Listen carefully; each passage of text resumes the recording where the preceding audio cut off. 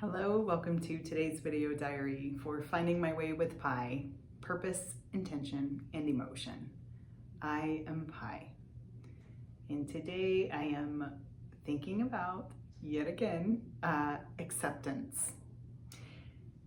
I have regularly thought about this whole relax into the flow of change. And I have to say, I love that saying, and I struggle with it at the same time. I struggle with it because relax and change don't seem to go together for me. For me, in my experience, anytime there's change, that takes effort, often massive effort, at minimum consistent effort, even if it's not massive, and effort and relaxation don't go together for me. However, I realized that relax into the flow of change isn't exactly what that means. It's not relaxation. It's more like surrender into the flow of change. More like stop resisting the change. I have an example of this in two ways.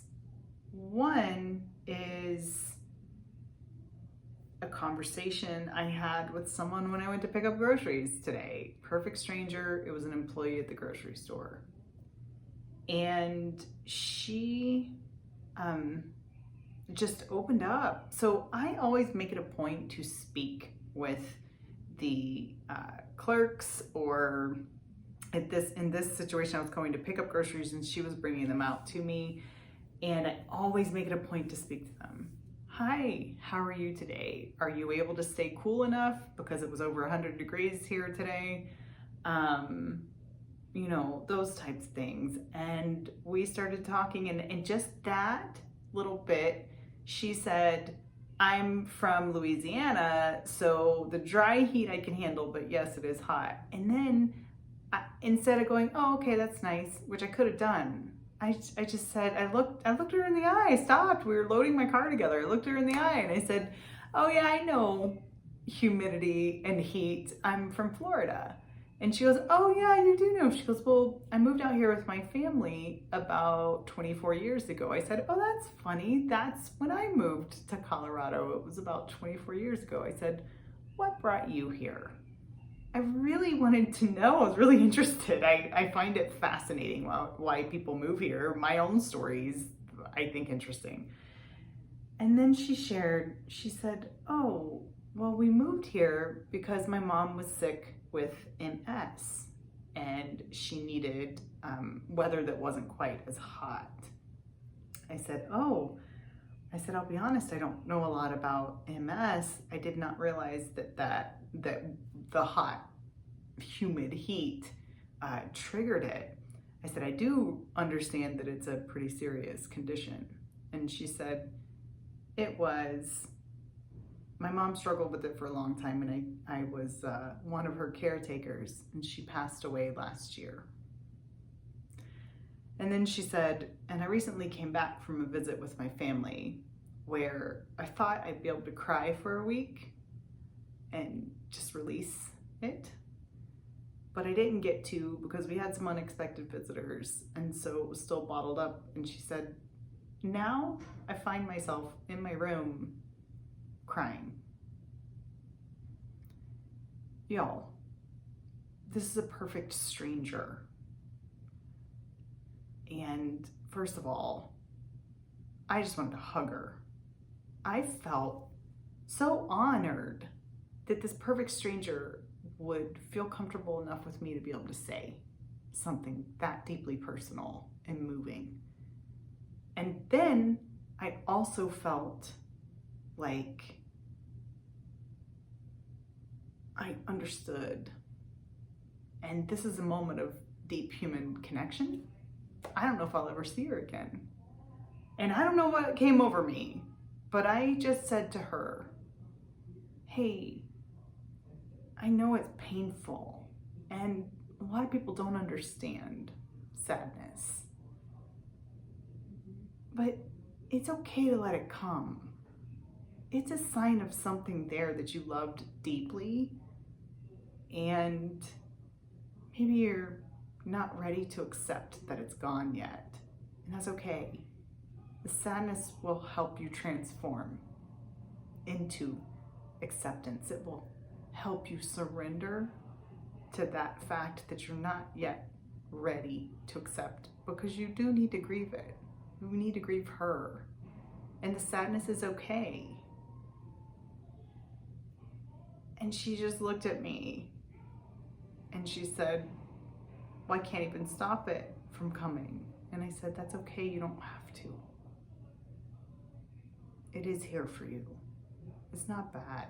It is uncomfortable and it does hurt, but it's not bad.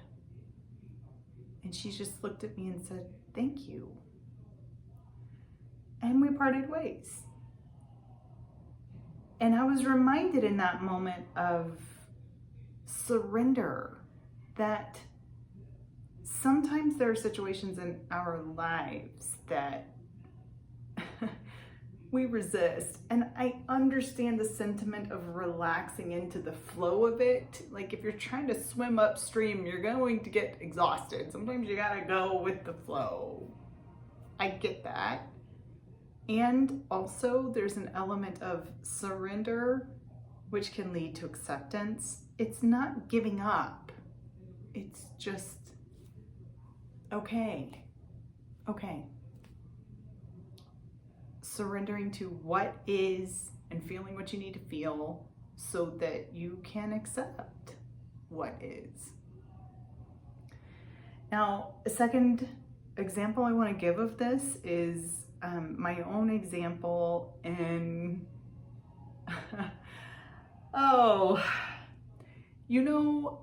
I have, I don't know if any of you have ever done Strengths Finders, but one of my top 5 strengths is achiever. And it is hard for me not to be an over-functioner. I think it's one of the reasons why I was great in a corporate job. It's also probably one of the reasons why I burnt out and why now I get to learn how to keep rituals for myself that keep balance and boundaries. But what I have trouble relaxing into personally is letting things unfold at a healthy pace instead of jumping in 150%, sometimes 500%. And I have gone through this appreciative goal setting, which I've talked about in the video diaries, and I now have the way. The way is so clear, and my vision is clarifying. I know what I want to do, and I now want to do it yesterday and push myself. And I had set the schedule for myself, and it was pretty rigid throughout the day, but I thought I built in some flexibility for it, and turns out I didn't build in enough flexibility. And I'm also learning that this is not, yes, one of my strengths is achieving, and I do that through structure, and I'm very good at that. And at the same time, I need the ability to be flexible right now with life and with myself. And I should give myself some grace when it's only been 4 days. And for a couple of those days, I had to be a little bit flexible because of some unexpected things that came up. And I'm grateful for them. But I also beat myself up a little bit, that I was like, oh, I couldn't stick to that schedule. It's only week 1. That's one interpretation of it. Another interpretation might be, hey, I stuck to my schedule fully 1 day, the first week that I started it. That is one of my accomplishments this week. And I also got some stuff done that 1 day. And the other days, look at the depth of connection that I was able to build through the stuff that I worked through in the relationship with my kids. So, perspective and interpretation and how we speak to ourselves is important. Me choosing the latter perspective that I described, that hey, let me highlight the achievement I did have this week, what felt like an achievement to me, the small steps, because major milestones only happen because of every single little step you take along in the journey.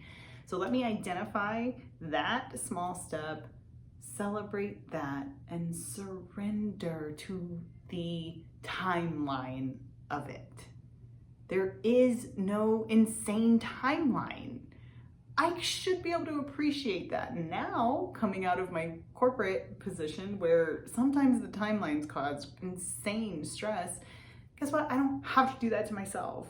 So let me adopt another perspective that's healthier and still moves me forward at a good pace. So surrender to the pace that is, and see the blessing in each day and appreciate them. And also notice the small achievements along the way. I think that can help the surrender process, just accepting what is. When I give myself a negative interpretation or I speak negatively in my head about something, then I can't accept what is, and then I'm not surrendering and I'm not relaxing into the flow of things when I do that. So those are my two examples for surrender to the flow. It doesn't mean give up, it just means accept. So thanks for being with me on this journey. I'm so glad that you're here.